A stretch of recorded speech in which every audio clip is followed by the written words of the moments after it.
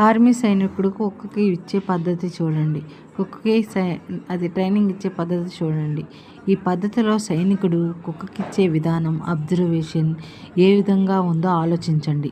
ఒకసారి ఈ సైనికుడు కుక్క దుష్మన్ దగ్గరికి పంపించి కుక్కని ఆ కుక్క దుష్మన్ ఎక్కడ ఉన్నాడా అని కనిపెట్టి బయటికి తీసుకొస్తుంది. బయటికి తీసుకొచ్చి వెంటనే దుష్మన్ని నేల వరికిస్తుంది. నేల వరకింగా తిరిగి వెంటనే వెళ్ళి తన సైనికుడు ఎగ్గరకి వెళ్ళి పక్కనే పడుకుని ఉంటుంది. సైనికుడు గన్ను తీసుకుని వెనకగా గన్ గురిపెట్టుకుని దుష్మన్ దగ్గరికి నడుచుకుంటా వస్తాడు. ఈ దుష్మన్ లేచి నుంచుని వెనక తిరిగి గన్ చేతులు హ్యాండ్స్ పైకెత్తి నుంచుంటాడు.